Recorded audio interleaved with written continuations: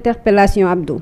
mu nekk kàddu ki nga xam ni rek moo di capitaine Touré bi nga xam ni rek moo ngi waxal ak ki nga xam ni moo jiite armée bu Sénégal di chef d'état-major général des armées ñu koy woowee CEMGA. moom la daal di rek yëkkati ay kàddu daal di koy joyal mu daal di rek xam le ni na nga jël kàddu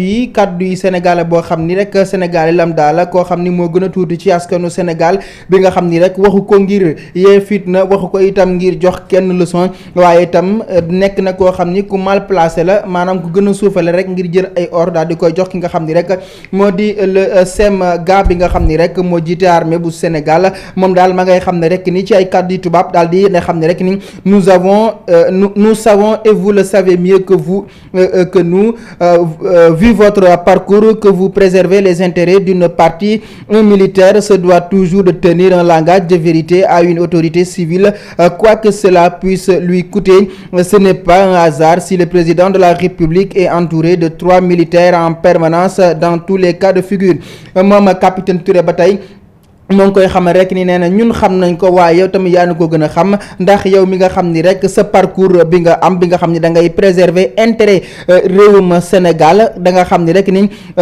militaire boo xam ni rek daal dinañ koy gis langage de vérité lay am kàddu dëgg lay am ci képp koo xam ni daal ñoo ngi koy gis ci réew mi te it am ngeen droit bu jamono amee fu mu toll rek ngeen daal di yëkkati seen kàddu nee na daal du hasard bu ñu gisee président de la République chaque fois buy déplacé wu rek ñetti militaire ñoo koy topp en permanence daal di xam ne rek ni ci cas de figure yooyu rek un aide de camp militaire pas uniquement pour porter une mallette mais surtout pour faire office de conseiller et lui tenir un langage de vérité en toutes circonstances. Un médecin militaire pour s'assurer de sa santé et si possible lui imposer les mesures sanitaires dues à son égard en toutes circonstances. Un gendarme comme gouverneur militaire pour s'assurer de sa sécurité et lui imposer les mesures sécuritaires que demande son statut en toutes circonstances. moom capitaine Touré nag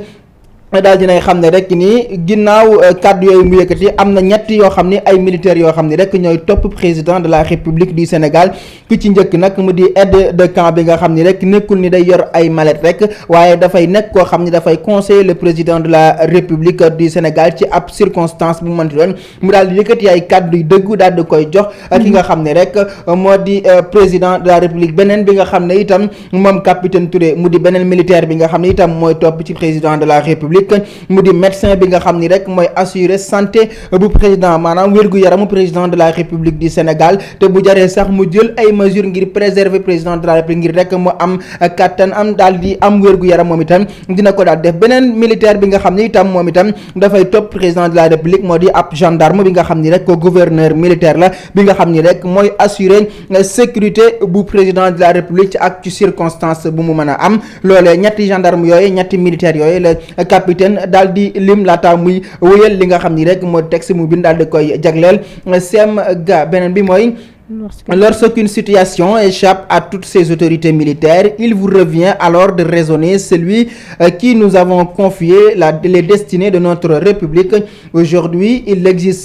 n'existe l'ombre d'un doute que le président de la République du Sénégal outrepasse ses prérogatives et compte sur les forces de l'ordre pour réprimer les Sénégalais qui se dresseront contre cette volonté manifestement anticonstitutionnelle. Et de votre belle carrière, l'histoire ne doit pas se rappeler que vous avez épaulé le premier président de l'histoire du Sénégal indépendant à reporter illégalement une élection présidentielle, c'est-à-dire commettre un coup d'État constitutionnel au vu et au su de la communauté nationale et internationale. moom capitaine Touré ba tey mu daal di yëkkati ay kaddu daal di ni buñ demee ba jamono bi nga xam ni rek moom la ñu toll comme instant bi rek nga xam ni situation bi dafay échapper autorité militaire yi dafay revenir ki nga xam ni rek moo di CEMGA mu daal di indiwaat ordre indiwaat li nga xam ni rek moo di jàmm ci réew mi te tey jii moom CEMGA warul nangu benn yoon ñuy koy boole ci histoire boo xam ni moom témoin la ci tey réew mi fi mu jëm mi ngi jëm ci guuta moom capitaine Touré nag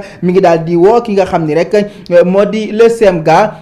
bi nga xam ni rek moo di chef d'état-major des armées mu daal di yëkkati kàddoom daal di wax ak ki nga xam ni rek moo di njiitam réewum Sénégal te kenn ku ne xam ne itam ni moom capitaine Touré nekkoon na ci armée bu Sénégal nekkoon fi nga xam ni rek moo di section de recherche gannaaw jafe-jafe yi ko lënkale woon ak état du Sénégal ci mbirum Adji Sarr ak Ousmane Sonko ci noonu rek lañ ko daal di radier ci corps militaire bu réewum Sénégal moom moo yëkkati ay kàddu rek di lancer un appel solennel jëmee ko ci ki nga xam ni rek moo di le CEMGA di chef d'état-major des armées daal di koy xam ne rek ni tey jii opinion nationale ak internationale ñi ngi yëkkati seen i gët daal di koy gàcc ci réewum Sénégal te loola itam histoire da koy daal di bind moom ki nga xam ni rek moo di CEMGA bi warul xalaat benn yoon ñuy yëkkati ay kàddu yu ñaaw di ko teg ci Sénégal ci histoire am te moom mu fekk ko tey jii dafa war a daal di rek jug daal di àddu wax ak ki nga xam ni rek moo di le chef de l'État Macky Sall mu daal ciy teg nii votre devoir et votre serment de protéger la République et l'intérêt général vous oblige à rappeler le président de la République du Sénégal à l'ordre.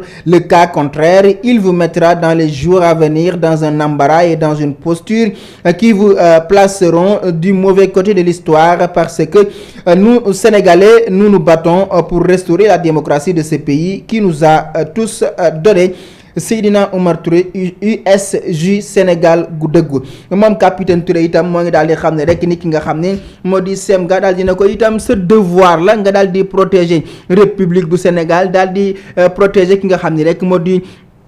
intérêt général bu réewum Sénégal nga daal di wax rek président de la république mu delluwaat ci yoon ndax posture bi nga am tey jii daal may na la nga wax ak ki nga xam ne rek moo di njiitum réewum Sénégal ndax sénégalais dinañ wëy di xeex ngir rek ñu daal di delloowaat ak yelleefu doomu aadama yi yeewoo ci réew mi waaye itam xeex ngir démocratie xeex itam ngir démocratie bi nga xam ni moo may jàmm ñëpp Sénégal di kàddu capitaine Touré bi nga xam ni rek dafa daal di yëkkati kàddu yooyu joxale ko wala sax mu yëkkati ko jox ko ki nga xam ni rek moo di le CEMGA di chef d'état-major des armées li kaddu yoo xam ni da koy wax rek mu daal di wax ak ki nga xam ni moo di le président Macky Sall mu daal di fexe ba ñu amal sans doute ay élections yu libre yu transparente te it décret bi nga xam ni daal di nañ koy yëkkati ngir rek daal di randal li nga xam ni moo di élection yi ñu daal di koy effacer daal di indiwaat élection yi le 25 février 2024 ngir rek ñu daal di gën a dëgëral waaye itam gën a kattanal sunu démocratie moom capitaine Touré itam daal di nay rappeler ki nga xam ni rek moo di chef d'état-major des armées daal di koy xamal rek ñetti militaire ñetti soldat ñooy topp ki nga xam ni rek moo di président de la République du Sénégal ka ca njëkk nag moo di ab CEMGA ka ca njëkk nag moo di aide de camp boobu nag nekkul ni dafay daal di yor rek li nga xam ne moo di mallette bi nga xam ne président Macky Sall moo ko yittewoo waaye dafay nekk koo xam ne conseiller lay nekk ci moom waaye itam dafay nekk koo xam ne daf koy dolli xel di ko dolli xalaat gannaaw militaire boobee nga xam ne itam mooy topp ci président de la République beneen militaire bi nga xam ne itam mooy topp ci le chef de l'État son excellence président Macky Sall mooy ki nga xam ni rek mooy ki nga xam ni rek santé militaire la def mu di ki nga xam ni mooy saytu wér-gu-yaramu président de la République te tey day jar sax bu demee ba nga xam ne santé bu président Macky Sall daal di nañ koy menacé moom day jël ay mesures ngir daal di rek protéger le premier des Sénégalais bi nga xam ni rek moo jiite askanu Sénégal beneen bi nga xam ni itam moo ca topp moo di militaire bi nga xam ni rek mooy yor lépp luy kaaraange lépp luy sécurité jëm ci ki nga xam ni rek moo di président de la République te tey jii bu fer du mën ba dem ci circonstance yoo xam ni rek insécurité dafay daal di am moom dafay daal di jar bu ko jaralee sax mu faat bakkanam ngir rek daal di sauver président de la République loolee rek mu daal di xamle ni yéen militaires yi yéen a yor réew mi yaay itam na ngeen fexe ba waxaat wala sax ngeen xelal ki nga xam ni rek moo di njiitu réew mi ñu delluwaat à la raison waaye itam daal di wootewaat jàmm waaye itam daal di fexe ba lii nga xam ni mooy raam te luy raam ca ñàkk ba la jëm mu di réew moo xam ne dafay bëri ay manifestation ñu bañ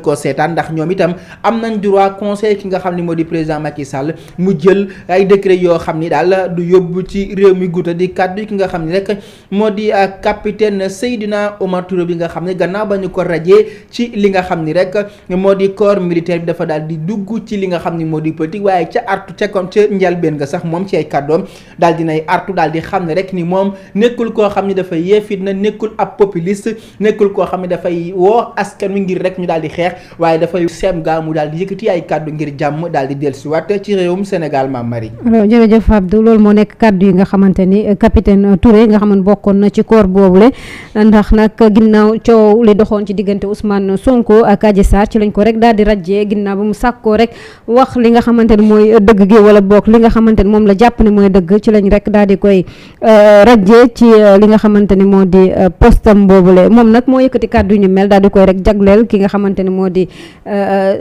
semga bi daal di koy wax mu daal di revenir à la raison vu serment bi nga xamante ne def na ko ak jàngam fi mu toll moom capitaine Touré nag loolu moo nekkoon kàddu yi nga xamante moom la yëkkati Abdou Khadre tout à l'heure maa ngi leen doon wax naan la Massata Samb nga xamante ne honorable député la dañ ko rek daal di tegoon loxo waaye jotaat nañ ci ay xibaar ni daal dinañu koy rek bàyyi vu que dafa am malaanu kiiraay boo xamante ni mooy tax ñu daal di koy rek libéré moom Massata Samb nag ci fàttali rek moom moo jote woon ak ki nga xamante ni moo di Amy Ndiaye ñii bi foofu ca assemblée nationale jamono ji mën nañ jàpp ni daal dinañu koy rek teggi loxo ba tey xibaar bi mooy li nga xamante ni moo xew foofu